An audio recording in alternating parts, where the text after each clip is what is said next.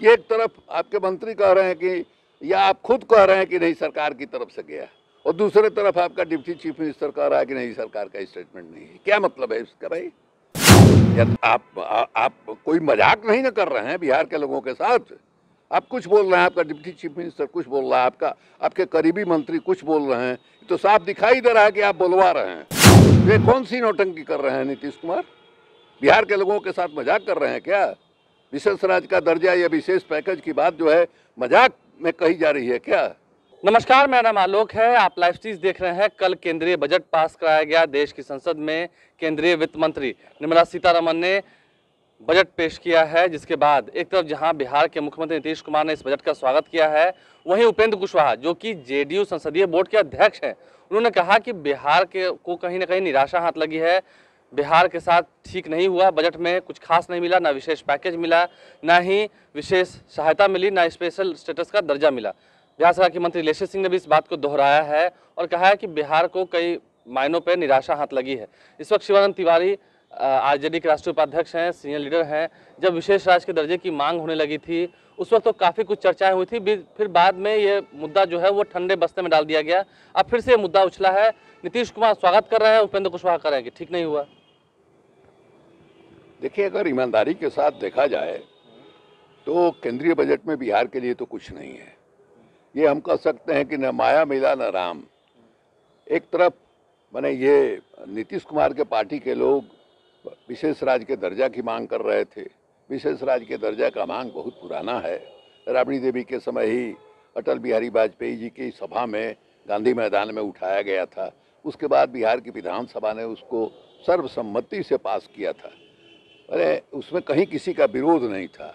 इधर जब भारतीय जनता पार्टी की दिल्ली की सरकार ने लगभग साफ कर दिया कि विशेष राज्य का दर्जा अब हम किसी भी अन्य राज्य को नहीं देने जा रहे हैं, उसके बाद से भारतीय जनता पार्टी के जो भी नेता हैं या जो भी मंत्री हैं नीतीश जी के कैबिनेट में, उनका सूर बदल गया।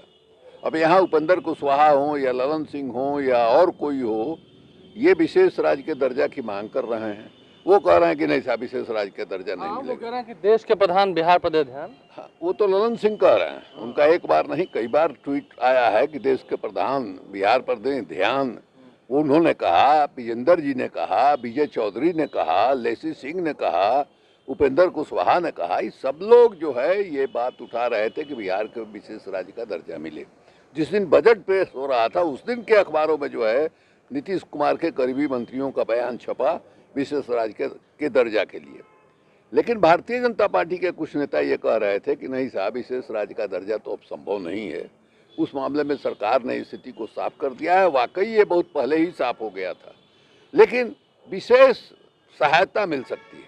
इसमें कहीं कोई संदेह नहीं है कि बिहार जो है प्रति व्यक्ति आमदनी के दृष्टिकोण से देखा जाए तो सबसे निचले पायदान पर है। तो थोड़ा ऊपर उठाने के लिए, विकास की गति यहाँ थोड़ा तीव्र हो, इसके लिए अतिरिक्त सहायता मिलनी चाहिए। तो न विशेष राज्य का दर्जा मिला, न बिहार के लिए आपने अतिरिक्त कोई राशि जो है मैंने अलॉट किया। इसके भी कहीं दिखाई नहीं दे रहा है। अब ये सवाल जरूर उठता है कि मैंने अचानक बहुत दिनों के बाद जो है नीतीश कुमार जो है विशेष राज्य के दर्जा का सवाल क्यों उठा रहे हैं? ये $1 मिलियन सवाल है, क्यों उठा रहे हैं? हमको याद है कुछ दिन पहले जो है विजेंद्र यादव जी ने ये सवाल उठाया था कि विशेष राज्य का दर्जा मांगते मांगते हम लोग थक गए हैं, और उससे ये ध्वनि निकल रही थी कि अब भविष्य में हम मांगने नहीं जा रहे हैं। तो अगले ही दिन नीतीश कुमार जी का बयान आया और उन्होंने लगभग झिड़कते हुए विजेंद्र यादव को ये कहा कि किस तरह से लोग बात जो है रखते हैं ये भी नहीं समझ में आता है। और उसके बाद से विशेष राज्य के दर्जा का मांग उठने लगा। एक तरफ उनके माने संसदीय बोर्ड के अध्यक्ष उपेंद्र कुशवाहा, एक दूसरे तरफ जो है आप देखिए कि ललन सिंह है राष्ट्रीय अध्यक्ष। ये क्या कह रहे हैं और नीतीश कुमार जी क्या कह रहे हैं बजट के बारे में? बजट के बारे में सब लोग ये कह रहे हैं कि नहीं साहब बिहार को कुछ नहीं मिला, असंतोष जाहिर कर रहे हैं। और दूसरे तरफ नीतीश कुमार कह रहे हैं कि नहीं साहब बहुत अच्छा बजट है, पैंडेमिक के दौर से देश जो है निकला है, उसको देखते हुए मैंने बजट बहुत अच्छा है, बजट की वो तारीफ कर रहे हैं। तो ये कौन सी राजनीति है, किस राजनीति के अंतर्गत जो है नीतीश कुमार ये कह रहे हैं, ये समझ में बात नहीं आ रही है। बहुत लोगों का ये कहना है कि नीतीश कुमार जो है वो दरवाजा खोल करके रखना चाहते हैं। हालांकि हम यही तो हम पूछा किसके लिए। दरवाजा खोल कर रखना चाहते हैं, अभी किसके लिए, क्या कोई आएगा तो नहीं। दरवाजा खोल कर रखना चाहते हैं तो वो कोई जा सकता है उस दरवाजे से बाहर, वो संभव है। लेकिन ये तो कहीं से संभव नहीं है कि इधर से बाहर वाला आदमी कोई उनके दरवाजे के अंदर जाए, क्योंकि जो लोग दरवाजे के अंदर हैं, मान लीजिए कि मुकेश सहनी की हालत क्या है आप देख लीजिए, जीतन मांझी को कितनी गंभीरता से लिया जा रहा है, इसकी भी हालत आप देख लीजिए। तो ये तो साफ दिखाई दे रहा है। ये लोगों को लग रहा था कि हाँ साहब नीतीश कुमार अगर आगे बढ़ेंगे, बाहर निकल आएंगे, तो राष्ट्रीय जनता दल के सामने मजबूरी होगी कि उनका जो है समर्थन करें, वो मैंने भारतीय जनता पार्टी के पक्ष में खड़ा हुआ दिखाई नहीं देगा। ये लोग अनुमान लगा रहे थे, जो राजनीति पर नज़र रखने वाले लोग हैं उनका आकलन इस तरह का था। लेकिन ये जो आपने कहा कि भाई मैंने किसके लिए दरवाज़ा खोल करके रखना चाहते हैं, ये बात समझ में नहीं आती।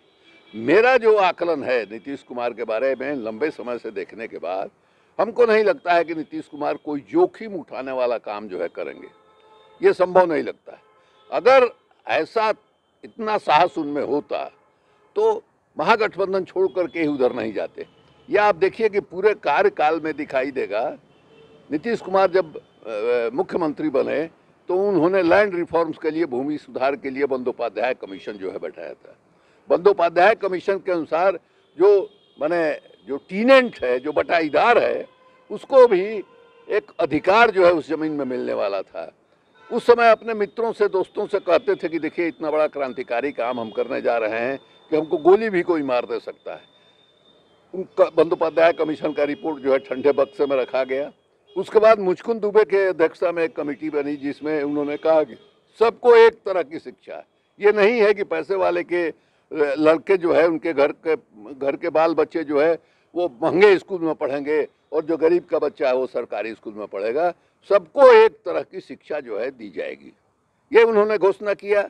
इसके लिए कमेटी बन गई, कमेटी का रिपोर्ट भी आ गया, लेकिन उस पर कहीं से टिके नहीं।